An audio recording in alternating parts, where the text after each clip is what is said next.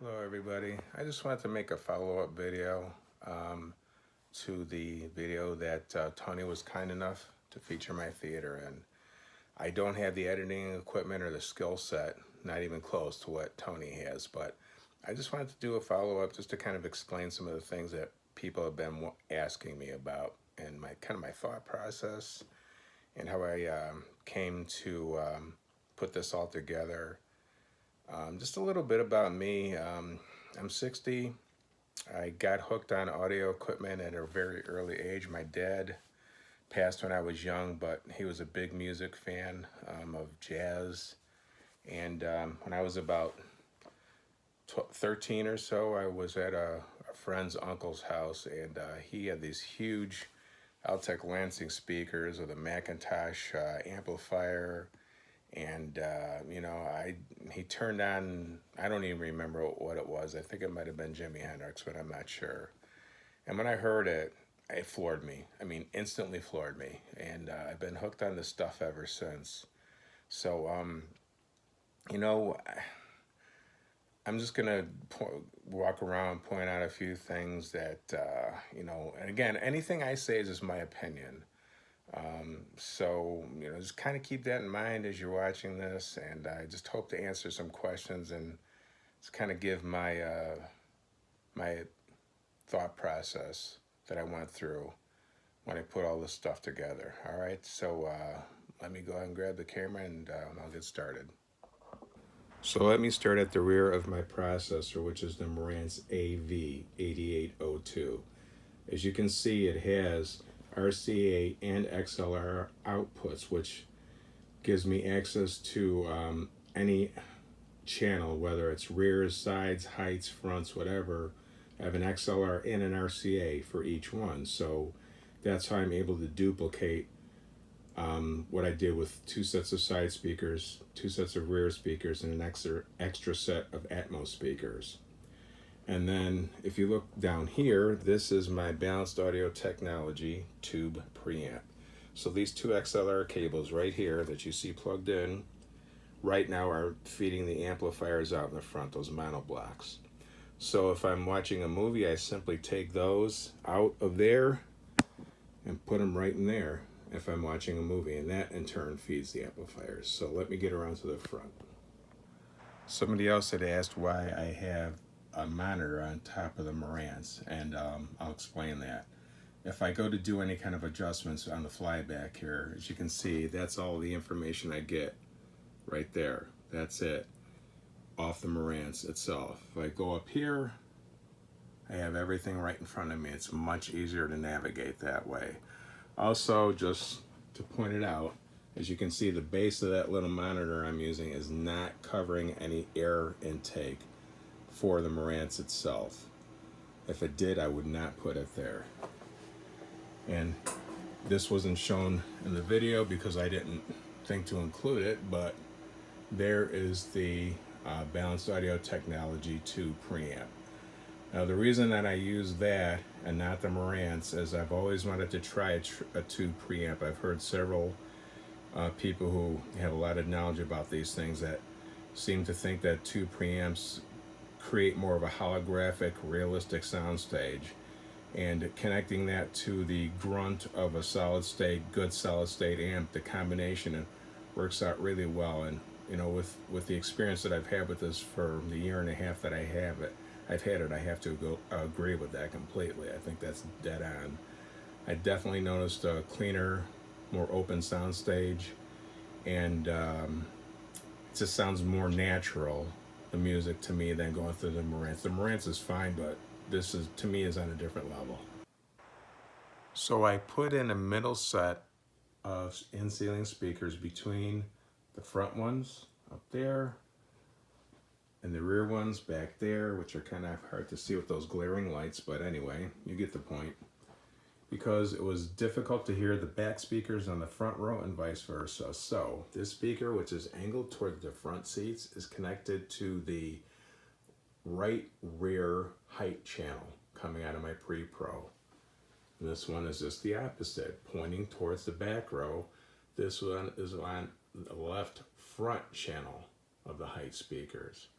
So that definitely helps fill in the gap between the ceiling speakers that are so far apart from the two rows. Somebody else brought up the point of multiple subwoofers in a room this size. They thought that 4 was overkill, and suggested that 1 or 2 good subwoofers in a room this size should be adequate. And here's my thought process on that. In a room this size, I think you should go with at least 2. These are the Martin Logans. These are the smaller ones up in the front. These are the the Depth I, which have 3 8-inch drivers and a 250 watt single amplifier in each cabinet. So I used to have them up there. I just didn't like the way it looked. Felt like it was a little overcrowded up there with those, and some might think it still is with what I've got up there, but again, that's, personal taste, I guess. But when I moved this one back here, and I moved the other one over there, and I went through REW and calibrated them, they sound absolutely fine where they're at. And I've got the bigger brothers back here, 3 10s in each cabinet, with a dedicated 250 to each one of them, so 750 total. So there's one, and there's the other one over there. And again, I took time to calibrate these woofers. So I used REW, and one of the reasons why I went with 4 instead of the 2 bigger ones is, again, just trying to make every seat in the house as good as it can possibly be. I don't have to run them at anywhere near full volume. They're sealed, they're servo controlled, so they're very well behaved. Big box 18 ported subs can create some port chuffing and other issues, whereas these don't. And these are especially good for music reproduction, but for home theater, they'll do just as well.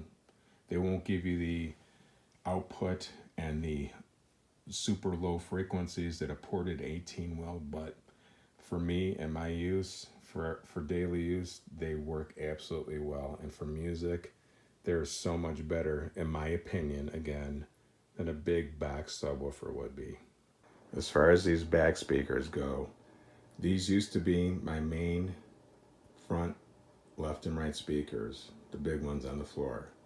The other ones up on the wall were my matching side surrounds for that system when I had all definitive technology. I have no problem with definitive technology. I still like their stuff. If I didn't, I would have sold these, I mean to say. But here's the thing. Too many people, and I was guilty of this at one point too, go strictly by specs. I'm telling you right now, specs can be misleading.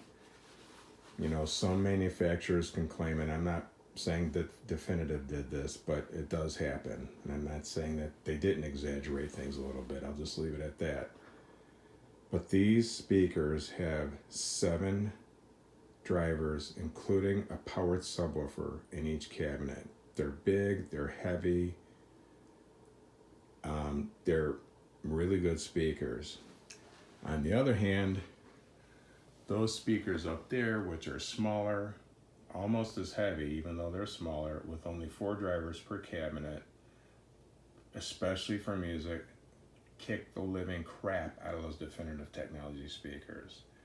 The music clarity, the placement of the instruments and the sound field, which is aided by the amplification and the preamp that I'm using, but at the end of the day, it's the speakers that produce the sound, but you have to feed them well. If you buy a Maserati and you put shitty gas in it, what's going to happen? Okay, it's the same thing with this kind of stuff. Too many people pay too much attention to specs and things like that. Specs, numbers matter, but they don't tell the whole story. Even the bass output, these have 2 much smaller woofers than the powered subwoofer and the cabinets in the back that I just showed you. Yet you put those definitives where these were, and these things will destroy them, even on bass output. And I'm talking clean, not boomy bass, not ear-shattering bass, but bass that sounds like it's supposed to sound. That is what I'm all about. Wanting music and movies to sound natural, clean, no distortion. I'm not trying to blow anybody's eardrums out. That's not my purpose. I love music. I was into music way before there was such a thing as a VHS video recorder. That's where I come from. I'm old school. So I could sit down here for hours and do nothing but listen to music.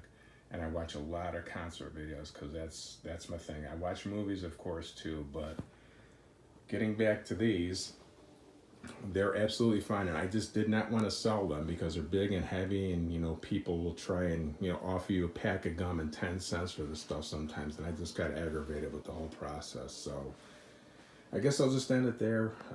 Hopefully I wasn't dragging on with this too long, but if you guys have any questions or any feedback, man, there's another thing I always say: everybody's got an opinion.